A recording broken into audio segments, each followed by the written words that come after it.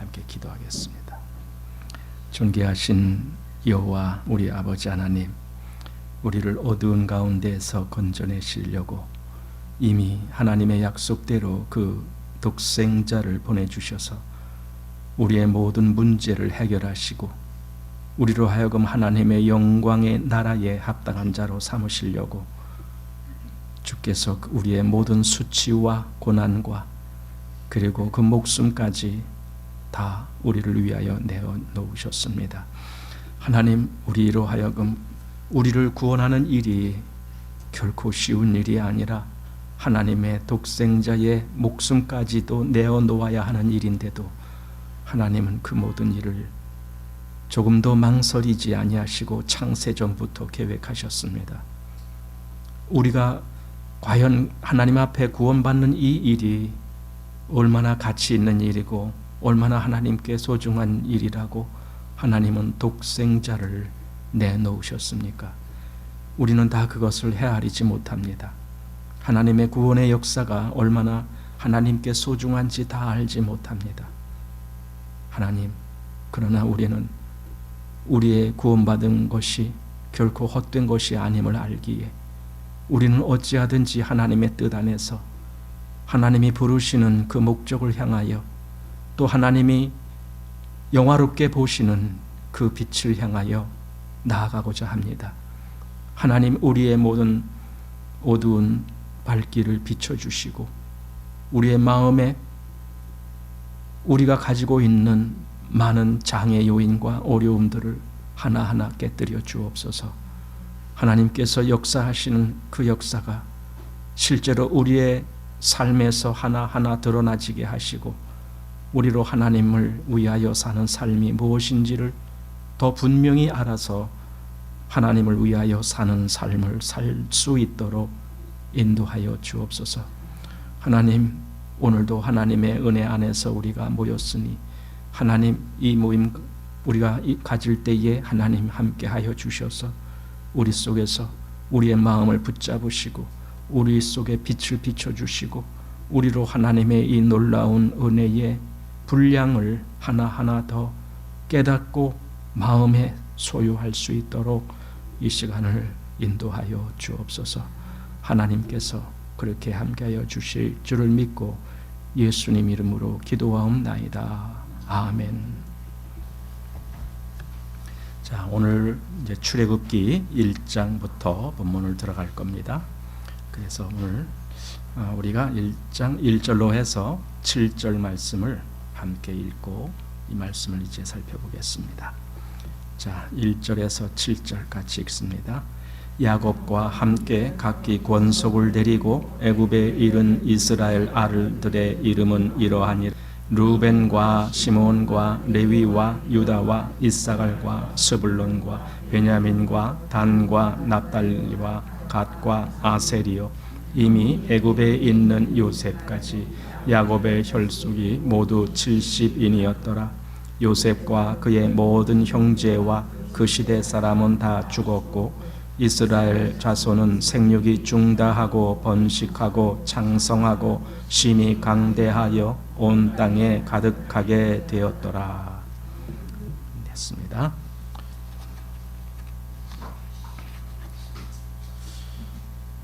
자, 지금 우리가 읽은 말씀은 이제 창세기 마지막 50장 말씀과 이어지는 말씀으로 야곱이 그 모든 권속을 데리고 애굽에 이제 이르렀다. 이제 그래서 미리 애굽에 와 있었던 요셉, 그리고 요셉에겐 또 두 아들이 있었죠. 그들과 다 합쳐서 도합 70명이 지금 애굽에 이르렀다. 물론 여기에는 그 자부들의 수는 빠져 있습니다. 아마 그 당시에 그렇게 자부들은 그 인원수를 셀 때에 포함시키지 않았던 것 같아요. 특별히 여기 성경에서만 빠진 것이 아니라 일반적으로 아마 그렇게 수를 세지 않았을까 그런 생각을 하는데, 어쨌든 그래서 지금 70명이 여기 애굽에 이제 도착해서 사는데, 이제 한참 시간이 지나서 여기 요셉과 또 그 시대의 사람들이 다 죽었다. 그리고 이제 그 후손들이 있는 거죠. 이제 우리가 나중에 보겠지만은 한 4대가 지나는 거죠. 그래서 뭐 횟수로는 거반 400년 이렇게 흘렀지만 대수로는 한 4대 정도가 흘렀다라고 보게 되는데, 이스라엘이 굉장히 번성하게 이렇게 확대됐죠. 그래서 생육이 중다하고 번식하고 창성하고 심히 강대하여 온 땅에 가득하게 되었더라. 그러니까 온 땅이라고 해도 애굽 전역을 의미하는 건 아니고 이스라엘이 사는 지역, 바로 거기가 고센 지역이죠.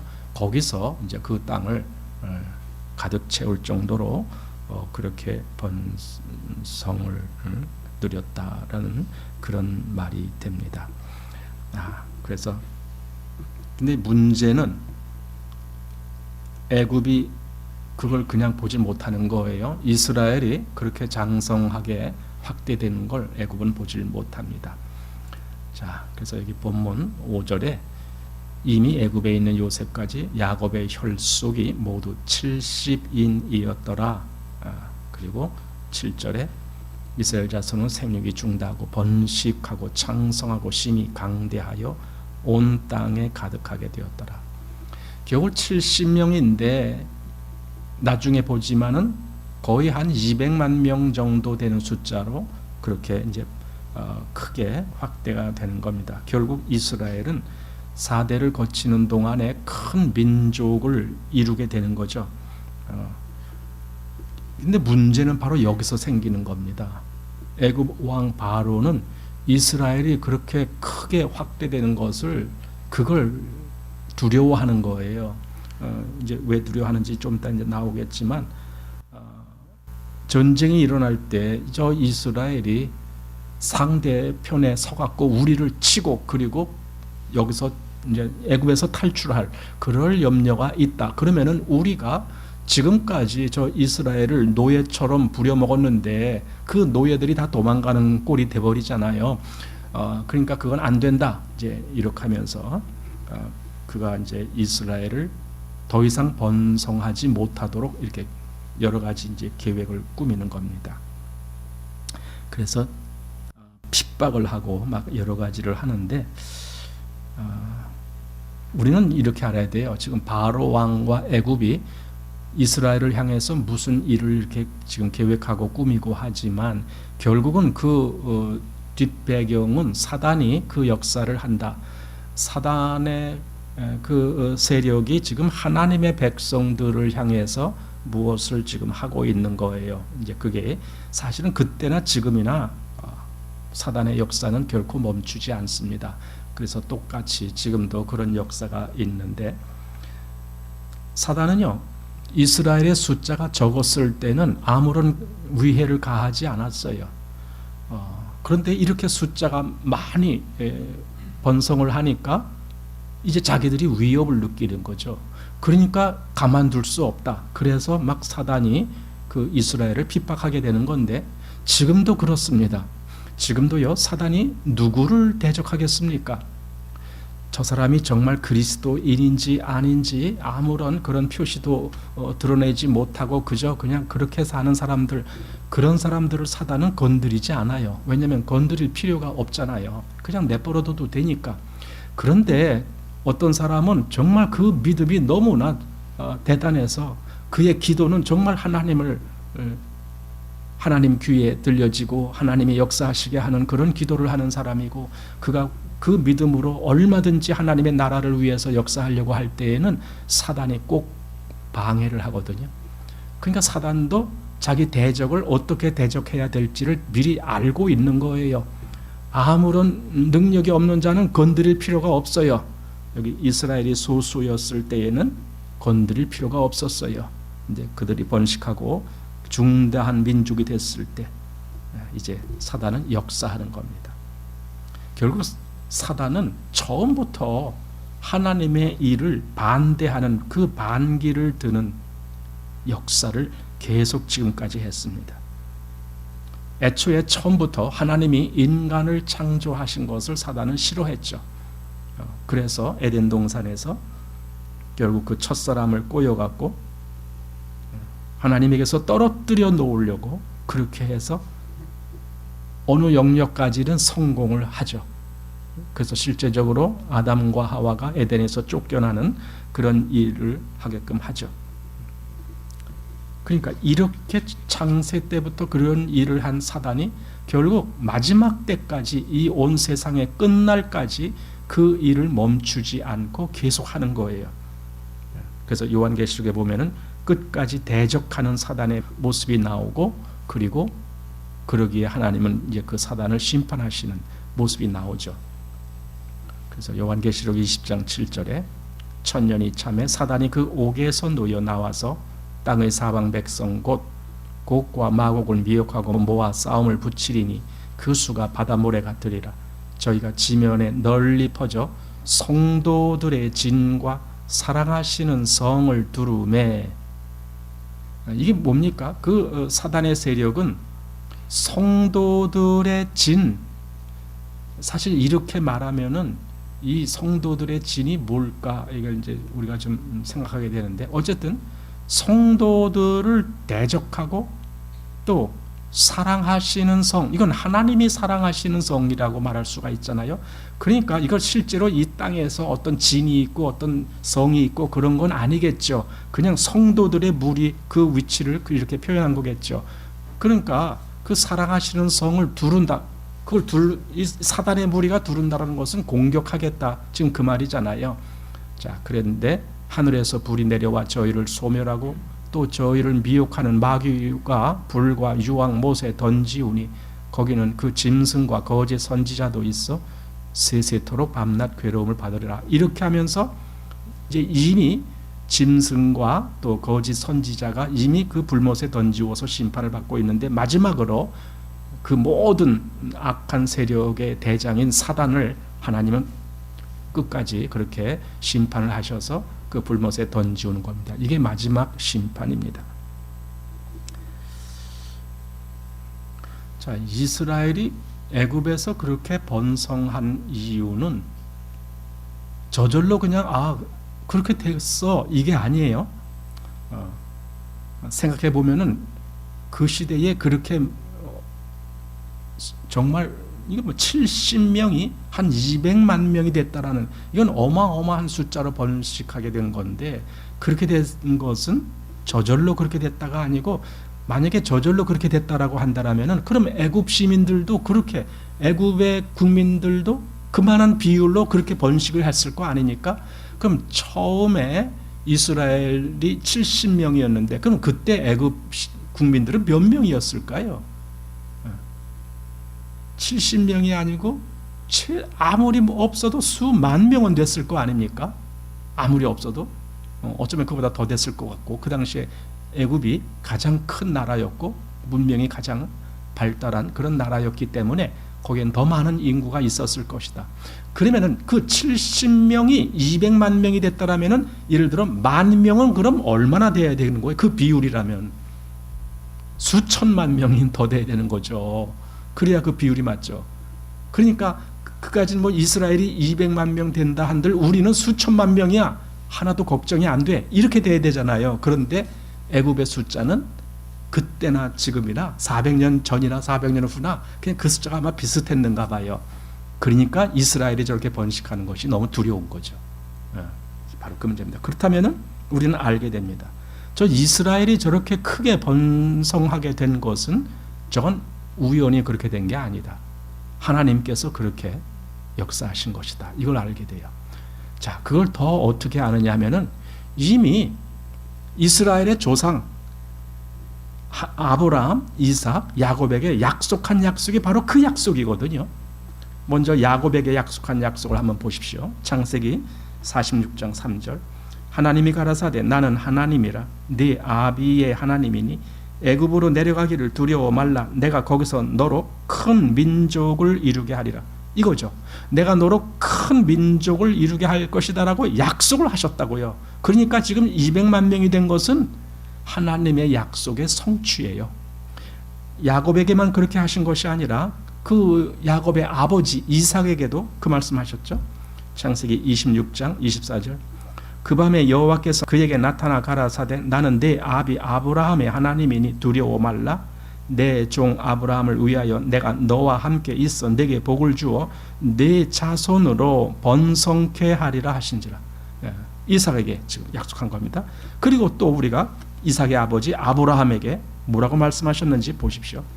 13장 16절 내가 네 자손으로 땅에 티끌 같게 하리니 사람이 땅에 티끌을 능히 셀 수 있을진데 네 자손도 세리라. 요거는요, 요 말의 표현은 셀 수 있을진데는 요거는 가정법이에요. 가정형으로 셀 수 있다면 그 소리예요. 땅의 티끌을 능히 셀 수 있다면 그럼 네 자손도 셀 수 있으리라. 이렇게 말하는 거예요. 그건 다시 말해서 일종의 역설인데 땅의 티끌을 누가 셀 수가 있나요? 여러분 땅에서 먼지 뭐 이런 티끌 뭐 흙 많은데 거기서 한 주먹 이렇게 세고 그 알갱이 세보세요. 셀 수 있는가? 이건 못 세는 거예요. 마찬가지로 이스라엘 후손도 그렇게 많이 번성하게 된다라는 어떤 표현입니다. 그래서 땅의 티끌을 능히 셀 수 있을진데 네 자손도 세리라. 15장으로 건너가서 15장 5절에 그를 이끌고 밖으로 나가 가라사대 하늘을 우러러 못뼈를 셀 수 있나 보라. 또 그에게 이르시되 네 자손이 이와 같으리라. 자, 그리고 또 한참 건너뛰어서 22장 17절에 내가 네게 큰 복을 주고 네 씨로 크게 성하여 하늘의 별과 같고 바닷가의 모래와 같게 하리니. 아브라함에게는 최소한 3번씩이나 그 약속을 하셨어요. 그리고 이삭에게도 하셨고 그리고 야곱에게도 하셨고, 그러니 애굽에서 이스라엘이 그 70명이 200만 명이 된다는 것은 전혀 이건 이상한 것이 아니에요. 아니, 하나님께서 계속 반복해서 이런 약속을 하셨는데 그렇게 안 된다라면 그게 오히려 이상한 거죠. 하나님의 약속은 그렇게 돼야 그게 옳은 거죠. 그런데요, 이 약속은 옛날 약속만 유효한 게 아니에요. 옛날에 아브라함, 이삭, 야곱에게만 그런 약속한 것이 아니에요. 이렇게 번성한다라는 말은요, 또 다른 말로는 풍성한 열매가 맺혀진다라는 의미가 있어요. 그럼 이 진짜 하나님이 원하시는 열매는 예수님으로 말미암아 맺어지는 열매를 말했던 거예요. 그게 구약에는 그렇게 풍성한 민족을 이루는 그런 모습으로 나왔던 거예요. 그래서 요한복음 12장 24절에 내가 진실로 진실로 너희에게 이르노니 한 알의 밀이 땅에 떨어져 죽지 아니하면 한 알 그대로 있고 죽으면 많은 열매를 맺느니라. 그리고 그리스도께서 죽으셨잖아요. 그러면은 많은 열매가 맺어지는 거예요. 그러니까 구약에 아브라함, 이삭, 야곱 이렇게 계속 하나님이 약속하시면서 내 후손이 내 자손이 이렇게 크게 번성케 되리라 하셨는데, 이제 그 구약의 약속이 실제로 신약에 와서 예수님으로 말미암아 맺혀지는 그 생명의 열매들이 예수님이 죽으심으로 말미암아 많은 열매가 맺혀지게 되었다라는 겁니다. 이게 하나님이 하시는 역사죠. 또 요한복음 5장 17절에도 예수께서 저희에게 이르시되 내 아버지께서 이제까지 일하시니 나도 일한다 하시며, 이거죠. 일하시는 거예요. 무슨 일? 그 열매를 맺히게 하시는 일. 구약에는 하나님께서 그 이스라엘을 번성케 하시는 일을 하시고, 그리고 결국은 이스라엘을 애굽에서 건져내시는 일을 하셨죠. 마찬가지로 지금 예수님으로 말미암아 그 모든 사람들이 이제는 하나님에게 합당한 열매가 되기 위한 그 역사를 하시려고 하나님도 일하시고 또 예수님도 일하셨다라는 겁니다. 그리고요, 우리도 역시 하나님의 이러한 역사 속에서 부름을 입었다라면은 여기 우리가 부름받은 이유를 이렇게 찾을 수 있어요. 로마서 7장 4절 그러므로 내 형제들아 너희도 그리스도의 몸으로 말미암아 율법에 대하여 죽임을 당하였으니 이는 다르니 곧 죽은 자 가운데서 살아나신 이에게 가서 우리로 하나님을 위하여 열매를 맺히게 하려 함이니라. 하나님을 위하여 열매를 맺히려고 그걸 위해서 우리가 하나님 앞에 부름을 입은 거예요. 그러니까 하나님은 계속 구약에도 그랬고 지금 신약에도 하나님이 원하시는 열매를 그걸 원하시는 거예요. 하나님이 원하시는 열매, 그걸 위해서 하나님은 그리스도를 죽음에 내어주신 것이죠. 그러니까 우리가 지금 이 출애굽기를 보는데 출애굽기는요 역사적으로 그런 일이 있었어. 되게 이제 아이들한테 동화식으로 성경을 이야기할 때 그런 걸 많이 얘기하거든요. 뭐냐면 그때 말이야 모세를 말미암아 모세를 통해서 그 홍해 바다가 쫙 갈라졌어. 뭐 이런 얘기 재밌게 이렇게 동화식으로 이야기하거든요. 그런데요, 우리가 알아야 될 것은 그거예요. 이거는요, 역사 속에 어떤 사건이 중요한 게 아닌 거예요. 그 홍해 바다가 갈라졌느냐 그게 중요한 게 아닌 거예요. 우리가 올바르게 보아야 될 성경은 하나님의 역사를 봐야 된다는 거예요. 하나님이 역사하시는 거야. 애굽으로 간 것도 하나님이 역사하신 것이지만 애굽에서 나오는 것도 하나님이 역사하시는 거야. 이제 이런 걸 알아야 되죠. 즉 하나님의 약속의 성취가 이루어지는 거야, 이거죠. 애굽에서 나올 것도 이미 아브라함에게 말씀하셨거든요. 4대 만에 나온다라는 그 말씀을 하신 그대로 출애굽이라는 것이 이루어지는 거거든요. 그러니까 우리는 성경을 볼 때에 역사적으로 그런 일이 있고 그런 사건이 있었고 그런 역사가 중요한 게 아닌 거예요. 우리는 하나님의 손길을 봐야 돼요. 하나님이 지금 그렇게 하시고 이렇게 하시고 그 약속대로 이렇게 하셨어. 이런 것들을 봐야 돼요. 다시 말해서 우리는 성경을 통해서 하나님이 역사하심을 봐야 되는 거예요. 이게 성경을 보는 아주 중요한 각도다라고 말씀드릴 수 있습니다. 또 이제 우리가 이 출애굽기를 보는 또 다른 관점에서 우리가 또 보아야 되는데, 왜 하필 하나님은 이스라엘로 그렇게 번성케 하셨는가라는 겁니다. 왜 다른 민족은 아니고 하필 이스라엘을 그렇게 번성케 하셨는가? 왜 애굽 나라가 그렇게 번성케 한 것이 아니고 왜 이스라엘이었는가?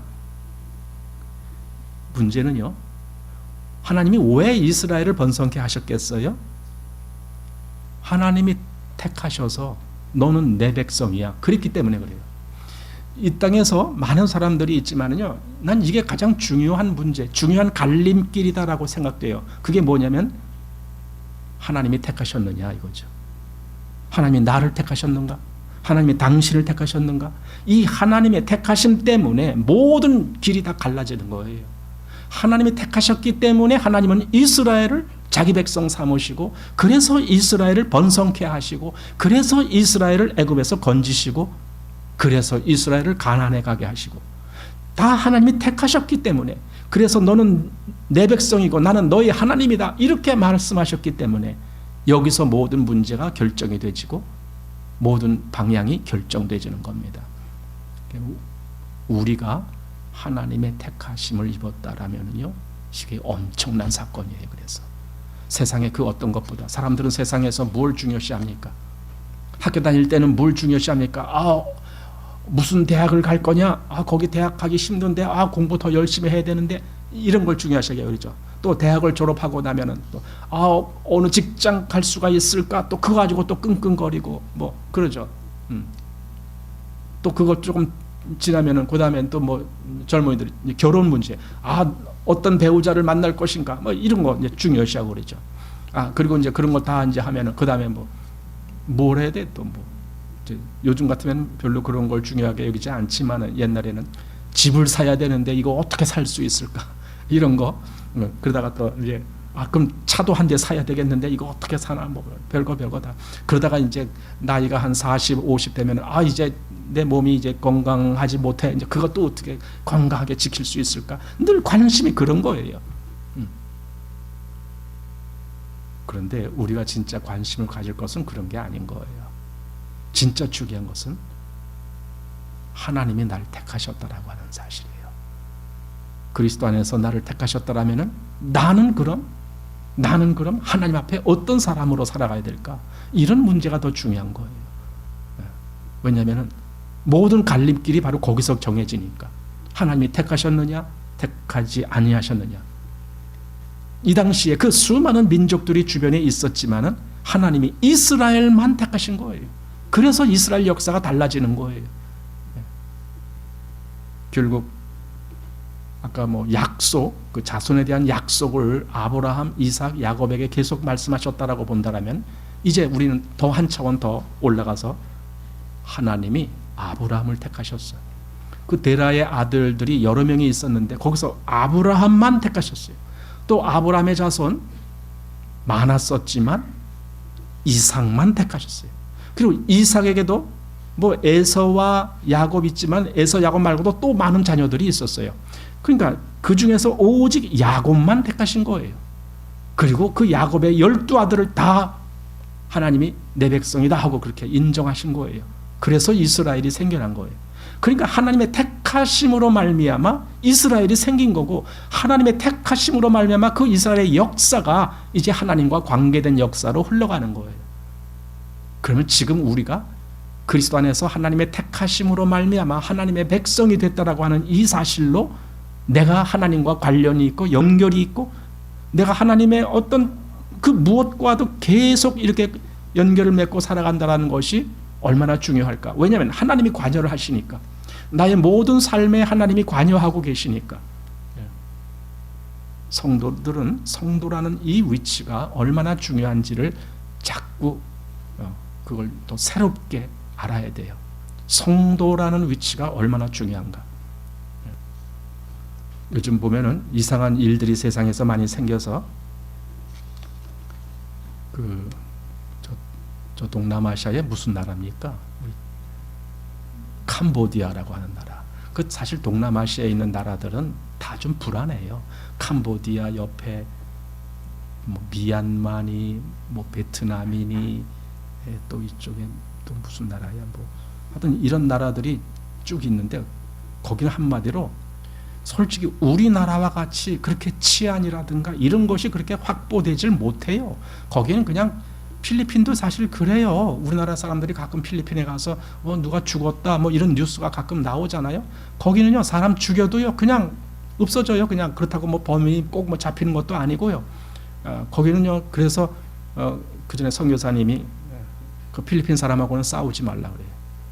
필리핀 사람이 잘못했어도 야 네가 잘못했어 이런 식으로 싸우지 말라라는 거예요. 왜냐하면 그 사람들은요, 싸울 때 죽자 사자 하니까, 난 너 죽일래 이렇게 하고 덤벼드니까. 그러면 어떻게 해? 그냥 보통 칼 갖고 다니고, 좀 뭐 재력 있는 사람은 총 갖고 다니고 막, 그게 거기니까. 그러니까 그런 데는 한마디로 법이 없어요. 그냥 내 주먹이 법이야 이런 식으로 돼 있어요. 근데 요번에 그 캄보디아에서 된 일은 중국에서부터 왔다 그랬죠. 그 사람들이 중국에서 그런 일을 했는데, 중국에서 그런 사람들을 아마 단속하고 막 그랬으니까 그 캄보디아로 도망온 거예요. 그 캄보디아만 있는 것이 아니라 그 주변 나라로 지금 다 이렇게, 캄보디아 또 지금 이제 막 우리나라에서 문제가 생기니까 그걸 막 조사하고 한다고 하니까 주변 나라로 막, 태국도 있고 뭐 이런 그런 나라들로 자꾸만 지금 가서 거기서 또 그 일을 또 하는 거예요. 그 뭐 하는 거예요? 결국은 사람을 붙잡아다가 노예 만드는 거잖아요.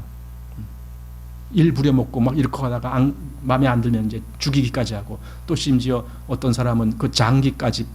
요번에 호주, 오스트레일리아라고 그러죠. 호주의 어떤 사람이 거기 가서 죽었는데 나중에 시체를 찾아보니까 뭐 심장이 없어졌더라 뭐 이런 얘기도 하고 이제 그러잖아요. 그게 인간 세상이에요. 자, 한마디로 인간 세상은 더러운 세상이에요. 자기 뱃속 차리기 위해서 모든 걸 다 하는 것이 인간들이에요. 그런데요, 여러분 그런 거에 좀 끔찍한 그 세상에서 내가 구원을 받아서 하나님의 나라의 백성이 됐다라고 하는 이 사실을, 그러니까 그거보다 뭐가 더 중요하겠느냐고요. 우리가 이 중요한 것을 자꾸만 잊어먹고 놓쳐버리고 그냥 세상에서 아둥바둥하고 어떻게 하면 세상적으로 잘 살까, 여기에 이렇게 온 마음이 거기에 집중되어 있어요. 사실 그거는요, 하나님의 자녀로서의 그 위치를 망각하는 거예요. 하나님이 나를 얼마나 놀라운 위치로 구원을 시켜줬는데 그거는 생각하지 아니하고, 어떻게 하면 저 세상에서 이게 그 똑같이 여기 나와요. 뭐냐면은 애굽에서 나온 이스라엘이 뭔 얘기하는 줄 아세요? 야, 우리 애굽으로 다시 돌아가자. 왜? 거기서 사는 것이 더 좋았어. 거기는 뭐 참외도 있고 외도 있고 고기도 많고, 이런 말을 주고받고 막 그러잖아요. 그게 지금 우리가 이 세상에서 잘 살려고만 애쓰는 건 똑같은 마음이잖아요. 그리스도인이 어떻게 그렇게 살아요? 그리스도인의 생각이라면 적어도 나는 하나님 나라를 위해서 어떻게 살까? 이 생각을 해야죠. 하나님이 나를 부르신 부름이 과연 뭘까? 무엇 때문에 나를 그렇게 부르시면서 이 길을 가게 하셨을까? 그래서 하나님의 뜻을 찾아가는 거잖아요. 이런 마음이 있어야 그게 하나님의 사람이죠. 이 세상 사람처럼 살아간다는 것은 얼마나 수치스러운 사람이에요. 그리고 더 엄밀히 말한다면 아마 그런 사람들이 진짜 하나님의 사람인지 아닌지 의심이 가는 거죠. 그래서 우리가 이렇게 택함을 받았다는 것도 참 중요한 문제다라는 걸 생각하는 겁니다.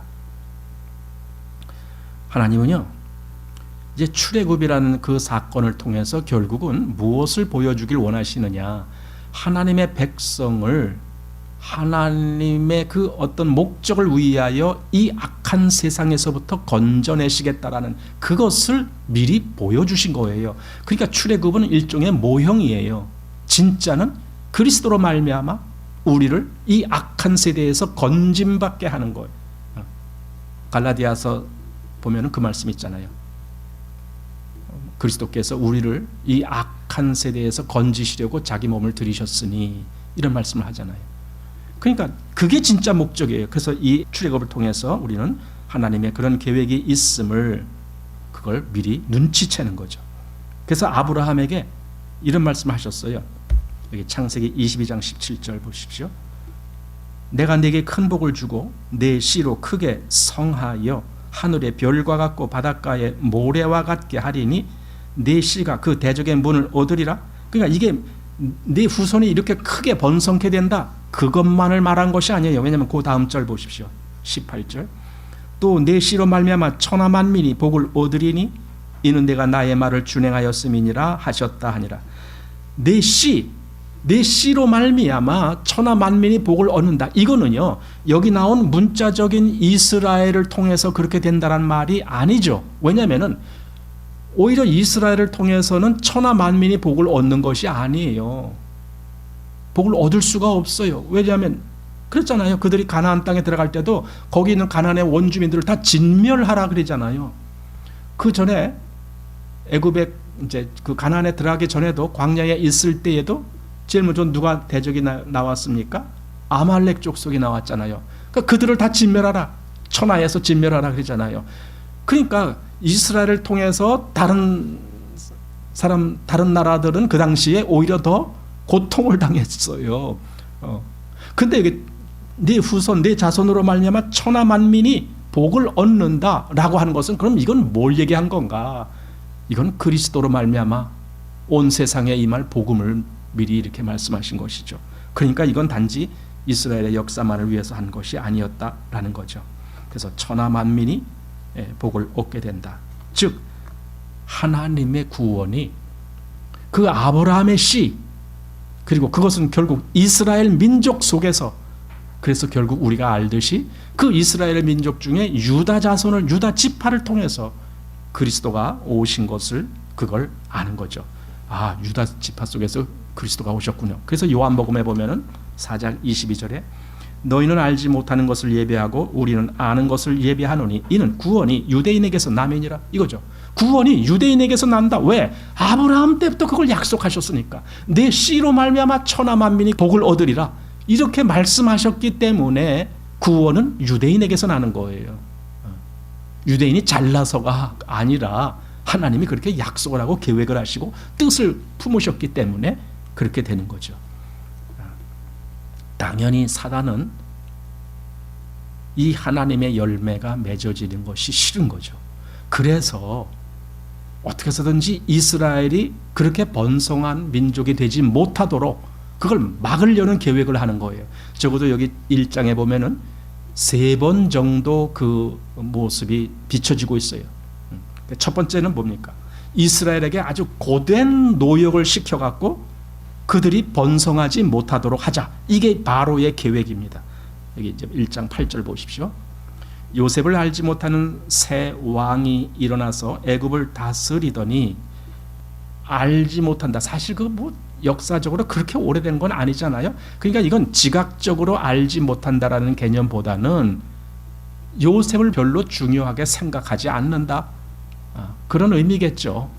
왜? 요셉은 우리 애굽 민족이 아니잖아, 이제 이런 거죠. 우리 애굽 민족도 아닌데 우리가 그 요셉을 굳이 그렇게 뭐 중요하게 생각할 필요가 뭐가 있어? 그를 뭐 신봉할 필요가 뭐가 있어?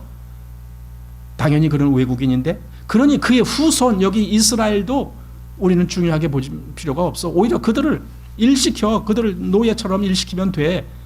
종로로 타게 하는 거죠. 그렇게 지금 새 왕이 이제 그렇게 했다라는 겁니다. 예. 여기 이제 이 새 왕이 누구냐라는 말에는 이제 몇 가지 이렇게 설이 있어요. 그 중에 이제 옛날에는 그 세토스 1세다 뭐 이런 얘기를 했는데, 또 요즘 어떤 책들을 보니까 투투모스 1세다. 이 투투모스 1세가 주전, 그러니까 BC라고 하죠. BC 1529년에서 1512년까지 즉위했던 애굽의 왕이래요. 뭐 하여튼 저도 뭐 그냥 책에 있으니까 그냥 그렇게 보는 거예요. 그게 진짜인지 아닌지 몰라요. 그냥 그렇게 봅니다. 그래서 그들가 지금 뭘 하겠다는 거냐? 이스라엘을 괴롭히겠다 이거죠. 자, 10절 보십시오. 자, 우리가 그들에게 대하여 지혜롭게 하자. 두렵건대 그들이 더 많게 되면 전쟁이 일어날 때에 우리 대적과 합하여 우리와 싸우고 이 땅에서 갈까 하노라 하고, 감독들을 그들 위에 세우고 그들에게 무거운 짐을 지워 괴롭게 하여 그들로 바로를 위하여 국고성 비돔과 람셋을 건축하게 하니라. 이스라엘이 중다하게 되는 것을 지금 애굽 왕은 허용하지 않겠다. 이건 다시 말해서 사단은 하나님의 백성이 번성하는 것을 그걸 막겠다 이거죠. 왜냐하면 하나님의 백성이 번성하면 거기서 누가 나온다고요? 그리스도가 나올 텐데, 그러니 어떻게든지 그 이스라엘 그 족속이 자꾸만 씨가 마르게 해갖고 결국은 그리스도가 못 오게 해야 될 텐데, 지금 사단이 그걸 계획하는 거예요.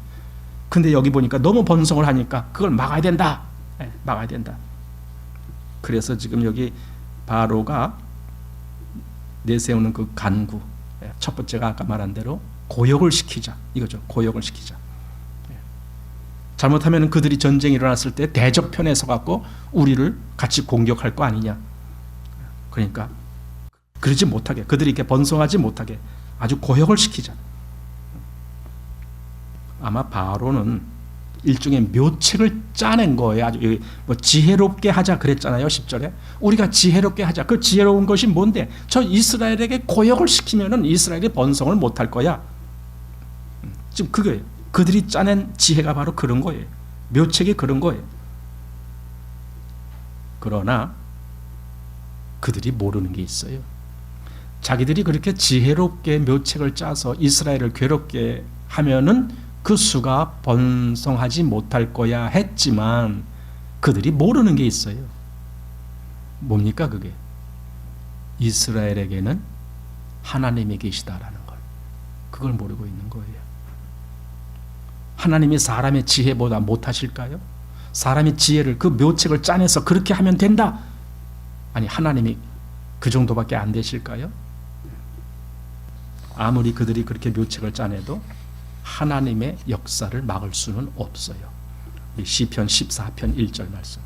어리석은 자는 그 마음에 이르기를 하나님이 없다 하도다. 하나님이 없는 사람은요, 항상 자기 지혜를 짜내기에 골몰하고 있습니다. 어떻게 하면 될까? 어떻게 하면 내가 묘책을 짜내서 잘할 수 있을까? 늘 자기 생각에 골몰하고 있습니다. 그 일을 하나님께 맡기질 못해요. 하나님, 난 하나님이 하실 줄 믿습니다. 내가 하나님께 이 바른 믿음으로 간다라면 하나님이 능히 나를 인도하실 줄 믿습니다. 이 믿음이 없어요. 그러니 자기가 모든 걸 다 해야 돼. 다 해야 돼. 그게 바로 바로 같은 거예요. 바로가 지금 그러고 있는 거예요. 자, 시편 2편도 보십시오. 1절에 어찌하여 열방이 분노하며 민족들이 허사를 경영하는고, 세상의 군왕들이 나서며 관원들이 서로 꾀하여 여호와와 그 기름 받은 자를 대적하며 우리가 그 맨 것을 끊고 그 결박을 벗어버리자 하도다. 자, 그랬을 때에 말하자면 그들이 그렇게 하나님을 대적하는 일을 했을 때 4절에 하늘에 계신 자가 웃으심이여 주께서 저희를 비웃으시리로다. 왜냐하면 그들이 아무리 무슨 꾀를 써서 뭘 어떻게 대적한다 한들 하나님 손 하나 깜짝 안 하고도 다 그냥 없애버릴 수가 있잖아요. 그러니까 웃으시는 거예요. 그들은 지금 이스라엘 백성, 즉 하나님의 백성을 뭘 하게 시켰다고요? 그 바로를 위한 국고성 비돔과 람셋을 건축하게 했다. 바로를 위해서, 아니 하나님의 백성을 데려다가 바로를 위해서, 바로가 누굽니까? 지금 사단의 앞잡이 노릇을 하고 있는 그 바로를 위해서 일을 하게 한다고요? 하나님이 과연 그걸 허락하실까요? 하나님이 과연 잠자코 계실까요? 국고성, 나라의 창고, 뭐 그런 거죠. 거기다 많은 물자 이런 걸 준비해두고, 그래서 전쟁할 때도 거기서 써야 되고, 뭐 식량도 해야 되고, 그런 큰 성곽을 그걸 짓고 그러는 거예요. 우리나라도 옛날 역사를 보면 그런 것들이 있죠. 무슨 중요한 뭐 어떤 문건 같은 거를 이런 걸 보관하는 그런 창고 이런 거 같은 거 할 듯이 아예 성 자체를 그렇게 비돔이라고 하는 큰 성을 쌓고, 또 람셋은 그 당시에 어떤 왕조의 이름이기도 하지만 그게 뭔지는 정확히 모르겠지만 어쨌든 그것도 굉장히 고된 노역 아니겠는가. 그래서 뭐 예를 들어 그런 것도 있죠. 일종의 그 피라미드 같은 거, 그런 거 하는 것에도 아마 이스라엘이 동원될 수도 있다. 이제 그런 내용도 있고 그렇습니다. 하나님은요, 하나님의 백성이 사단을 위해서 쓰임 받는 걸 허락하지 아니하십니다. 하나님의 백성은 하나님 나라를 위해서 쓰임을 받아야 돼요. 하나님이 그걸 원하시기 때문에 부르신 거예요. 그런데 어떻게 바로를 위해서 그런 일을 하는가? 그러니까 하나님은 건져내시는 거예요. 자, 12절. 그러나 학대를 받을수록 더욱 번식하고 창성하니 애굽 사람이 이스라엘 자손을 인하여 근심하여. 이게 바로 하나님의 역사입니다. 바로의 묘책은 저들에게 큰 고통, 큰 어떤 노역을 시키면은 그들이 뭐 아니 살기도 힘든데, 자기 지금 입에 풀칠하기도 힘든데 뭐 자식 낳고 자식 기르고 뭐 그런 생각 하겠어요? 여러분, 살기 힘들면 자식도 안 낳으려고 그러잖아요. 우리나라가 지금 출산율이 매우 저조하잖아요. 매우 저조해요. 이대로 가면은 한 적어도 한 3, 40년만 지나가면은 인구가 반토막이 나요. 우리나라 지금 추세로 가면은 지금 뭐 5천만 명이라는데 한 2,500만 명 그렇게 줄어듭니다. 그리고 또 한 뭐 10년, 20년 가면은 거기서 또 반토막이 나요. 그래서 한 세기가 가기 전에 대한민국이란 나라는 아주 미세한 약소 국가로, 뭐 인구 1,000만 명도 안 되는 그런 아주 조그마한 나라로 그렇게 전락이 되겠다. 지금 그런 추세가 있어요. 그러니까 어떤 사람들은 그러니까 외국에서 자꾸만 사람들을 데려다가 여기 살게 하면 될 거 아닙니까? 중국 사람들 무비자로 자꾸 들어오게 해서 여기서 땅도 사고 뭣도 하고 일도 하게 하고 막 무료로 서비스도 주고, 대학을 가도요, 대학 그 등록비가 외국인들에게는 면제되는 게 아주 많대요. 혜택이 많대요. 우리나라 사람들한테는 혜택도 안 주면서 외국 사람들한테는 그렇게 혜택을 준대요. 그래요. 여러분 생각을 해보세요. 우리나라 사람이 나중에 1,000만 명도 안 되고 500만 명 이렇게 됐는데, 중국 사람들이 와갖고 여기 중국인들이 한 1,500만 명 정도 된다고 합시다. 그럼 이 나라가 무슨 나라예요? 이게 저절로 중국이 된 거예요. 그렇게 되는 겁니다.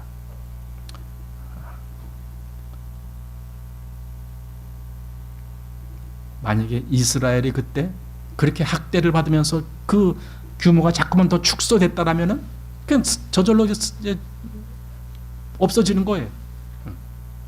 그런데 하나님은 그렇게 하실 수가 없어요. 그래서 더 번성하고 더 창성하게 그렇게 만드신 거예요. 바로 이게 애굽의 근심거리가 되는 거죠. 이게 하나님이 하시는 일입니다. 자, 그러니까 이제 두 번째로 바로가 한 계획이 뭡니까? 십부라와 또 부하라고 하는 그 산파가 있어요. 이게 조산원이라고 하잖아요. 조산원. 그러니까 여성이 그 아이를 출산할 때에 가서 뭐 도움을 주는, 조력을 하는 뭐 그런 거, 도움을 주는 그런 일을 하기 위한 것이 조산원이잖아요. 그리고 이제 그거 하는 사람을 산파라고 부르기도 하고 그러잖아요. 그래서 이 산파를 불러다가 만약에 그 유대 여자가 아들을 낳으면은 그 자리에서 죽여. 이게 명령입니다. 바로 왕의 명령. 그러니까 그 당시에 왕의 명령은요, 어기면은 그냥 죽는 거예요. 지금 같은 이런 시대로 해석하면 안 돼요. 그 당시에 왕의 명령을 어겨요? 당장 죽음이에요. 옛날에 왕이 그 어떤 사람들에게 이제 사형을 할 때에 사약을 내리는 경우가 있어요. 그러면 사약이라는 그 사자가 무슨 사자인 줄 아세요? 죽을 사자 아니에요. 죽게 하는 약이 아니에요. 감사로 감사하게 받을 약이다 그거예요. 왜냐면은요, 그 사약으로 그렇게 죽게 한다는 것이 너무 은혜로운 거예요. 말하자면은 그렇지 않냐고 죽지 않고 계속 살아서 오히려 고통을 당하게 만든다라면 이건 더 힘든 삶일 텐데 나로 하여금 이렇게 딱 이거 한 모금 마시고 죽게 만드니 이게 감사하다. 그래서 사약을 받은 사람은 임금님이 계신 궁궐을 향하여 절을 하고 그리고 사약을 받아요.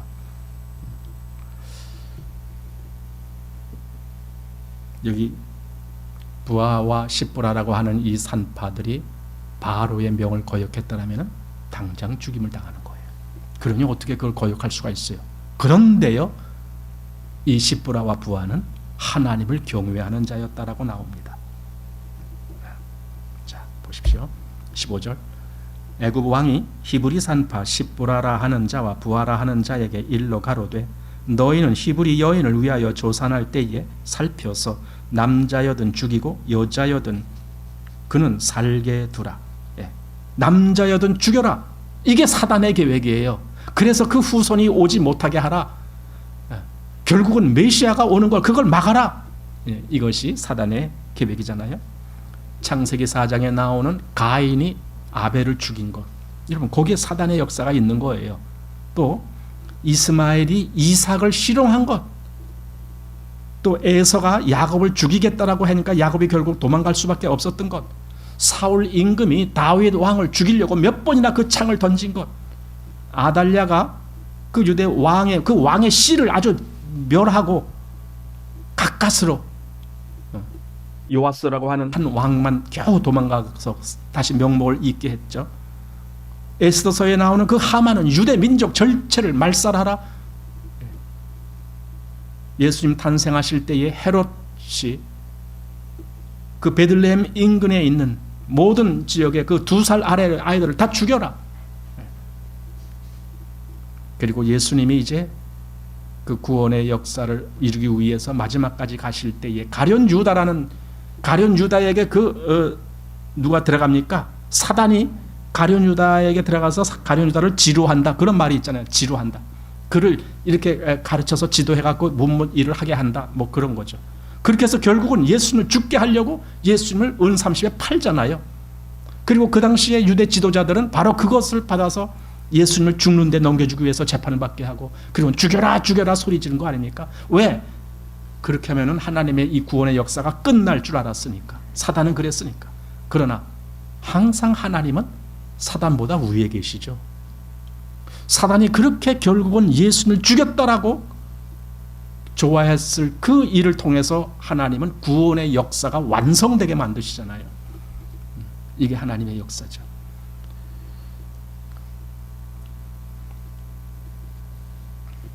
히브리 산파들이 하나님을 경외했다라고 하는 말을 보면서 우리도 정말 그런 것을 좀 보면서 뭔가 느낌이 와야 되는 거죠. 아까도 말씀드렸지만 왕의 명령을 어긴다는 것은 목숨을 내놓을 수밖에 없는 문제인데, 그런데도 목숨 내놓고 그들은 하나님을 경외했다라는 겁니다. 그래서 사람의 말보다 하나님 말을 더 경외하고 더 중요하게 여겼다라는 것을 보게 됩니다. 여기 17절 보십시오. 그러나 산파들이 하나님을 두려워하여 애굽 왕의 명을 어기고 남자를 살린지라. 이거죠. 목숨 걸고 그 일을 했다. 지금 그 말이잖아요. 그러니까 정말 하나님을 두려워하는 사람들이죠. 그가 바로 왕이 얼마나 큰 권력으로 그들을 칠 수가 있었느냐, 그게 두려운 게 아닌 거예요. 진짜 우리가 크게 봐야 될 분은 여호와 하나님이시다. 그를 두려워할 줄 알아야 된다라는 거죠. 여기 마태복음 10장 28절에 이런 말씀이 있습니다. 몸은 죽여도 영혼은 능히 죽이지 못하는 자들을 두려워하지 말고 오직 몸과 영혼을 능히 지옥에 멸하시는 자를 두려워하라. 누구십니까 이게? 하나님이시잖아요.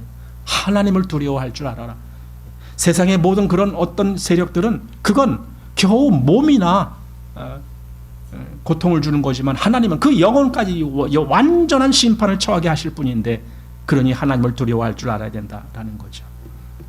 저는 이렇게 생각합니다. 이게 바로 하나님을 믿는 믿음의 특징이다. 뭘? 하나님을 두려워할 줄 아는 마음. 여러분, 우리 삶에서 하나님을 두려워할 줄 안다라면은 우리는 우리 마음대로 살 수가 없을 거예요. 그걸 느껴요. 내 마음대로 할 수가 없어. 왜? 하나님은 그걸 원하지 아니하시니까. 하나님은 그걸 기뻐하지 아니하시니까. 하나님을 정말 두려워할 줄 아는 사람이라면 항상 하나님이 뭐라고 말씀하셨는지, 하나님이 무엇을 원하시는지 거기에 마음을 두고 그걸 알기 위해서 애쓰게 되고, 내가 원하는 것이 아니라 하나님이 원하는 그것을 이루어지기 위해서 나를 거기다가 희생을 하게 되고, 이렇게 되는 거죠. 이게 하나님을 두려워할 줄 아는 사람이죠. 그런데 그렇지 아니한 거예요. 하나님을 두려워하지 아니하는 사람들은요, 한마디로 하나님을 살아계신 하나님으로 보지 못하는 거예요. 그냥 명목적인 하나님, 이름만 하나님, 그렇게 아는 거예요. 그러니 하나님을 두려워할 이유가 하나도 없는 거예요. 그냥 내 입으로는 나 하나님 믿어 하지만 내 삶은 다 내가 주인이죠. 내 맘대로만 하는 거예요. 하나님이 원하시는 것 때문에 나는 이렇게 나를 포기했어, 그런 게 좀처럼 없어요. 여러분들은 어떠신지 모르겠어요. 여러분들은 하나님을 위해서 여러분들에게 유익되는 어떤 것을 포기한 적이 있으신가요? 사도 바울은 그 예수 그리스도를 위해서 자기에게 유익되던 모든 것을 다 해로 여기고 배설물로 여겼다, 이거죠. 그렇게도 얘기했잖아요. 그러니 여기 잠언에 있는 말씀 3장 5절, 너는 마음을 다하여 여호와를 의뢰하고 내 명철을 의지하지 말라. 이렇게 여호와를 의지하고 내 명철, 내가 계획하고 내가 생각하는 그것대로 살지 말아라. 하나님을 신뢰하고 하나님을 순종해라, 그거죠. 자, 18절, 애굽 왕이 산파를 불러서 그들에게 이르되 너희가 어찌 이같이 하여 남자를 살렸느냐. 야, 큰일 날 지금 순간이 온 겁니다.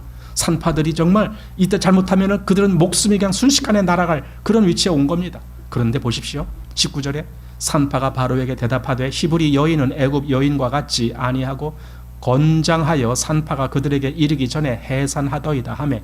그러니까 죽일 틈이 없었습니다. 왜? 이미 가니까 다 출산했어.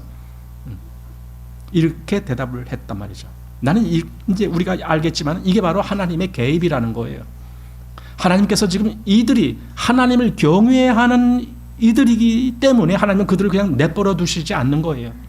그들이 이 어려운 곤경에 처했을 때 하나님이 개입하셔서 그들로 지혜로운 대답을 하게 하시고, 또 이런 것도 있어요. 아니, 그들이 그렇게 대답했다 할지라도 바로 왕이 심술이 나왔고, 난 그래도 너희들을 용서 못해, 어떻게 남자애들 다 살렸어, 그러니 너희들도 죽어야 돼, 이랬으면 끝나는 거예요. 그런데 그들로 하여금 이런 지혜로운 대답을 하게 하셨을 뿐더러 바로 왕의 마음에서 그들의 이 대답을 그대로 수용하게 그렇게 또 만드시잖아요. 그러니까 하나님이 지금 적극적으로 이 산파들을 위해서 역사하셨다. 왜? 그들이 하나님을 경외했으니까. 하나님을 경외했으니까. 마음을 인도하시는 이가 하나님 아니십니까? 여기 산파들의 마음도 인도하셨지만은 바로 왕의 마음도 인도하셔서 이 산파들에게 해를 입히지 못하도록 그렇게 만드신 거죠. 자, 20절 보십시오. 하나님이 그 산파들에게 은혜를 베푸시니라. 백성은 생육이 번성하고 심히 강대하며 산파는 하나님을 경외하였으므로 하나님이 그들의 집을 왕성케 하신지라. 나오잖아요. 그가 경외하였기 때문에 하나님이 그렇게 그들에게 집을 왕성케 하고 축복을 주셨다. 물론 이 당시에는 이렇게 직접적인 축복의 가시적인 어떤 것을 보였지만 지금 우리에게는 얼마든지 더 그리스도 안에서의 영적인 축복을 누리게 되죠. 자, 이렇게 되니까 결국은 하나님을 신뢰하는 자들을 하나님은 인도해 주시는 거예요. 그것이 여기 데살로니가 후서에 나와요. 3장 3절. 주는 미쁘사 너희를 굳게 하시고 악한 자에게서 지키시리라 말씀하셨잖아요. 주는 미쁘시니까 너희를 굳게 하시는 거야. 그리고 악한 자에게서 지키시는 거야. 지금 여기 이 산파들에게 되어진 일을 생각할 때에 이 일이 이루어졌구나. 그렇게 되죠. 자, 그러니까 이제 바로가 세 번째 그 묘책, 그가 생각해낸 것, 그것을 지금 발동시킵니다. 그게 뭡니까? 남자가 나오든 다 죽여라, 다 하수에 던져라. 그걸 이제 자기 그 신민들에게 했습니다. 그래서 애굽 사람들에게 그걸 내린 거예요. 그러니까 그 애굽 사람들이 이스라엘 그 사람들 거기 애기 있는 것만 보면은 다 갖다가 그냥 물에 던질 거예요. 지금 그 상황이 된 겁니다. 완전히 지금 바로가 이만큼 뿔이 나갔고 어떻게 해서든지 저 유대인들을 말살시켜야 되겠다. 지금 그거죠. 다시 말해서 사단이 발악을 하는 거죠. 그런 모습이 지금 나온 겁니다. 자, 22절입니다. 그러므로 바로가 그 모든 신민에게 명하여 가로되 남자가 나거든 너희는 그를 하수에 던지고 여자여든 살리라 하였더라. 여자는 살린다고 해도 그들이 그렇게 당시 그 배경적인 문화를 볼 때에 여자가 크게 무슨 힘을 쓰거나 역할을 하거나 그런 것이 없으니까 여자는 살려둬도 별 문제 없다. 지금 그런 거니까 살려두라는 거예요. 그러나 남자를 살려두면 큰일 난다. 남자들은 다 죽여야 돼. 이제 이렇게 된 거죠. 아주 강포한 모습을 드러낸 그런 사단의 모습을 여기서 볼 수 있는 겁니다. 결국 하나님의 백성에게 이런 큰 고통, 아니 남자여든 다 하수에 던져라. 이 하수는 물론 나일강을 얘기하는 건데 하수에 던지라고 했는데 그게 얼마나 큰 고통입니까? 그게 지금으로서는 상상이 안 가는 일이죠. 자식을 낳는데 아들이야. 그러면 하수에 던져야 돼. 그게 말이 됩니까? 그냥 지금 유대인들에게 엄청난 고난, 고통, 역경이 지금 임한 거예요. 말로 표현할 수 없는 그런 고통이 임한 거예요. 나중에 보겠지만 모세도 바로 그들 중에 하나였죠. 그런데 문제는 그겁니다. 그렇게 큰 고통이 임한 그 이스라엘에게 하나님은 그대로 역사하시는 거예요. 하나님이 떠나신 것이 아닙니다. 하나님이 그들을 포기하신 것이 아닙니다. 그들을 그대로 하나님은 보시고 그 속에서 역사가 이루어지게 하신다. 지금 이걸 우리가 알아야 되는 겁니다. 자, 이제 이 1장을 한번 이렇게 다시 한번 정리를 해보면요. 바로는 이스라엘 백성으로 자기를 위한 국고성을 건축하게 했습니다. 그런데요, 하나님의 백성은 할 일이 따로 있어요. 그건 하나님 나라를 위해서 할 일이 있죠. 이 바로 왕의 국고성이 아니고 하나님의 백성은 하나님 나라를 위해서 일을 해야 되는 거죠. 사단이 바로 왕을 동원해 갖고 하나님을 대적했지만 그러나 하나님의 일은 조금의 오류도 없이 그게 그대로 진행되고 그대로 성취됩니다. 아무리 사단이 발악을 해도 하나님은 눈 하나 끔찍 안 하십니다. 이제 2장부터 우리가 보겠지만은 사단은 자기의 대리자로 바로를 내세웠습니다. 그러나 하나님은 하나님의 그 역사를 위해서 모세를 등장시키게 하십니다. 그래서 대결을 하게 하는 거죠. 대결. 하나님의 백성을 하나님은 사단의 영역에서 건져내시는 그 일을 하셔요. 그러나 사단은 하나님의 백성을 내어주지 않으려고 발악을 하는 거예요. 이렇게 하나님과의 대결이 거기 나오는 겁니다. 그래서 사단은 온갖 수단을 다 동원해서 어찌하든지 이스라엘을 내놓지 않으려고 그렇게 합니다. 자, 하나님은 건져내려고 하시고 사단은 내놓지 않으려고 하고 할 때에 과연 결과가 어떻게 되었습니까? 생각할 필요가 없죠. 당연히 하나님의 뜻대로 이루어지죠. 사단이 그 무슨 수를 동원한다 할지라도 하나님의 뜻이 세워지는 거죠. 그걸 당연하다고 우리는 볼 수 있어야 되죠. 하나님은 하나님의 일을 끝까지 마치기까지는 결코 멈추시지 아니하십니다. 그리고 또 하나님은 그 하나님의 영광을 어느 누구에게도 빼앗기지 아니하신다라고 말씀하셨어요. 여기 이사야서 42장 8절입니다. 나는 여호와니 이는 내 이름이라. 나는 내 영광을 다른 자에게 내 찬송을 우상에게 주지 아니하리라. 보세요. 하나님은 이런 하나님이신 겁니다. 그러니 우리는 이런 하나님을 찬송하는 거예요.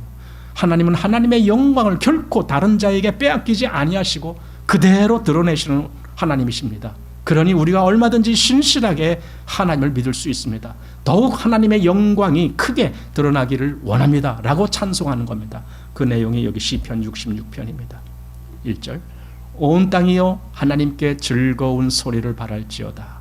그 이름의 영광을 찬양하고 영화롭게 찬송할지어다. 하나님을 찬송하는 겁니다. 왜냐하면 하나님은 그 모든 영광을 어느 누구에게도 빼앗기지 아니하시고 그대로 이루어지게, 영광이 이루어진다는 것은 다시 말하면 하나님의 뜻이 온 세상에 그대로 성취가 된다 이거죠. 하나님의 뜻대로 성취가 된다. 그러니 우리가 그 뜻 안에서 부름을 입고 하나님의 백성으로 부름을 입고 우리로 하늘나라의 그 백성으로 부름을 입었다라면 당연히 하나님의 이 영광을 위하여 찬송하고 하나님께 모든 영광을 돌리는 것이 마땅하다라고 할 수 있습니다. 자, 1장 이렇게 마치겠습니다.